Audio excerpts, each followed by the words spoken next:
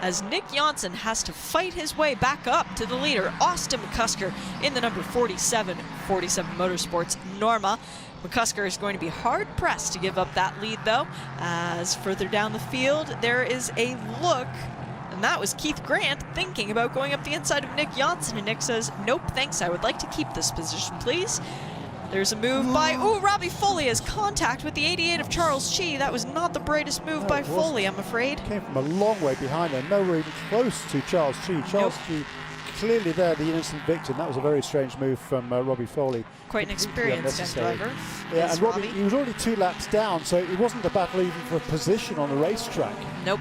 He wasn't going to gain anything from that, and why he saw the need to make that move, I'm not quite sure. It's very uncharacteristic for Robbie Foley. It is, and I'm afraid he wouldn't make that corner if Charles Chi hadn't been there. He would have driven straight off the racetrack, so that should be something that race control looks at and makes a decision on in fairly rapid order.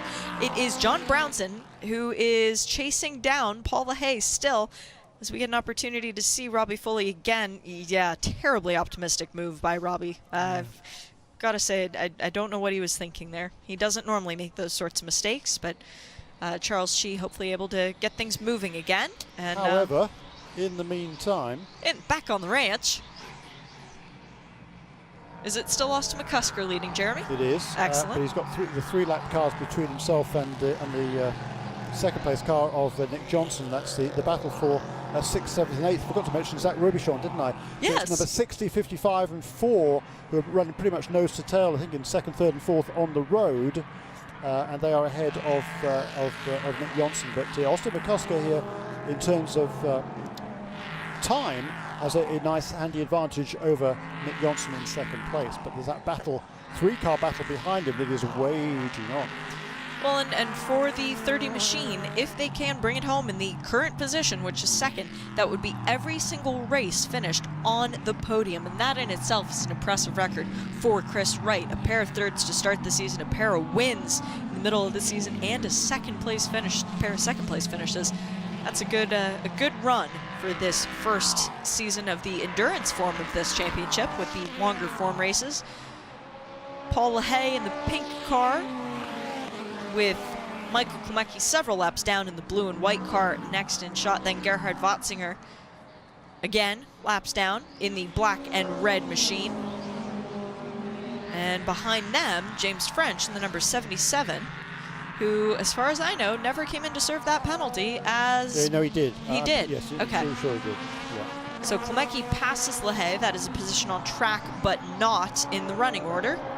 So Paul LaHaye should just let him go, but he does not. John Brownson now has got past number 36. So John Brownson leads in NPC, and here is the battle for what is now second place. 3 wide coming into turn 1. And James French does it. James French comes from 4th to 2nd in one turn. No, actually, because he's a lap down to these other contenders, in fact. Yes. Okay. I'll get a little bit less excited, but that was a great pass by James French to take advantage of 2 cars going into turn 1. That is not something many people would be brave enough to leave the foot to the floor. James French is one of those people, though.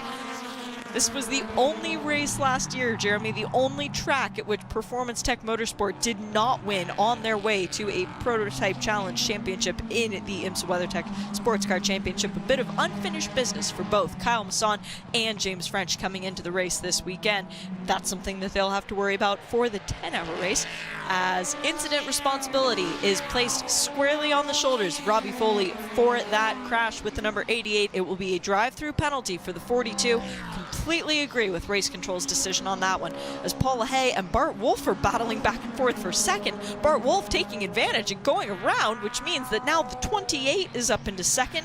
And although with John Brownson leading, I don't know, it's close, because Wolf and Otis were 1 point up on Brownson and Wolf and Otis, so that means things right now would be going the way of John Brownson, but we have 3 minutes to go. Anything could happen at this point in the race. There could be a giant fluffy pink cat that walks out across the track and just knocks cars off. Jeremy, I wouldn't be surprised if that started happening, because we've seen it all in this championship today. Just absolutely incredible, it really is. Oh, it makes you giddy when you see this kind of racing where you really don't know what's going to happen until the checkered flag flies. It's been a bizarre race. It hasn't been always wheel to wheel necessarily, No. but there's been lots of excitement, and there continues to be. Austin McCusker is our leader, 5 seconds over Nick Janssen in the number 30 car for Extreme Speed Motorsport that he shares with our champion-elect Chris Wright. In third, it is Keith Grant. He is only 1 second behind Nick Janssen, so that position is still up in the air. Second place still could go the way of the 40 machine. It is not a done deal for the Extreme Speed Motorsports yet. John Brownson is our leader in the MPC category ahead of Bart Wolf, and then Paul LaHaye. Stephen Dawes is still on that lap though. He is a further 5 seconds behind LaHaye, so he's got quite a bit of time to make up if he wants a real shot at it. We are down to the 2-minute warning. There goes John Brownson across the line to complete lap 61. And we've got to wait for the second place car. Those two cars both lap down. There's Bart Wolf in second position across the line now, and behind him is car number 36 in third place. Oh my goodness. So McCusker has stretched his gap now 6.5 seconds with 1:40 to go in the 2018 season. McCusker looking for his second win of the year alongside TJ Fisher, who put the car on pole yesterday, let's not forget, and did a good job off the start of the race, but it was his teammate who really took control of the show. That was Rodrigo Fluker. He was the one we were watching. A bit of misfortune for that car, as they had some drama. The car came into the pit lane with Anthony Simone and has not returned. White flag is in the air as Austin McCusker comes across the line, and he has one more lap around Road Atlanta, 2.5 miles to go. Just 12 turns. Keep it on the road, and you will get win number 2. John Brownson should be coming around here shortly to see the white flag as well. McCusker can almost reel himself in at this point. There's Brownson. He sees the white flag. McCusker's got nearly an 8-second gap back to second. He doesn't need to take any risks. And Nick Janssen just needs to play it smart and hope that everyone else does the same as well to bring that car home in second. The leader, Austin McCusker, has Tonis Katzmets right in his rearview mirror. Austin, though, just doing what he's done all year, being very impressive when he gets behind the wheel of the car, Jeremy, going quickly, but being smart. Yeah, John Brownson in that car number 34 for Eurosport Racing. Missed qualifying altogether because of an engine problem in practice yesterday. Started from the very, very back, came into the weekend 5th in the points table.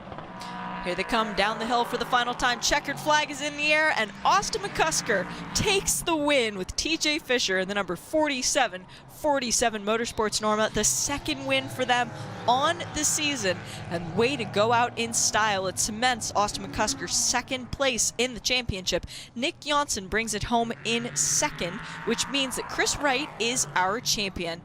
It was Cameron Castles there to take the checkered flag in the 5th position, and I'm pretty sure that's going to be enough to clinch the Masters Championship. And now we wait for John Brownson to come down the hill as well. He sees the checkered flag waving in the air, and he keeps both hands firmly on the steering wheel until he gets to the line, raises a hand in the air. Victory for John Brownson in the number 34 machine, and it should be enough. We will do the math. I'll have Jeremy do all of the counting, but that should be the MPC Championship going his way.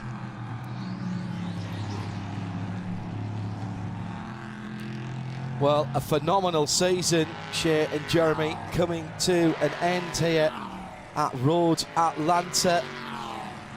It's the last time, of course, we'll see the MPC cars. We move on to the P3's solo next year. They've been great servants in this championship down through the years, those Mazda-powered Elan chassis. And think of all the great drivers who have cut their teeth in those cars. We've gotten the Sean Rahals, the Tristan Nunez's, the Misha Goikbergs, the guys who really learn how to control a car, the Kenton Cooks, the guys who learn just what it's like to drive when you've got almost nothing. As Paul LaHaye has gone off, was that on the cooldown lap or was that at the checkered flag? I don't think you've actually seen the checkered flag, actually. Let's see, here's a replay of it. He was was going side to side. He dropped 2 wheels and a big impact down the backstretch. I think that was next to Dr. Masson before the braking point in turn 10. Well, that's not the way he would have hoped to end his season. No, he was out of championship contention in any case. But unofficially, from 5th in the points coming into this weekend, John Brownson will have 172 points, so 170 of Tazio Otis and Bart Wolff, 169 of Stephen Dawes, and 166 of Howard Jacobs. Wow. Yeah, the cars have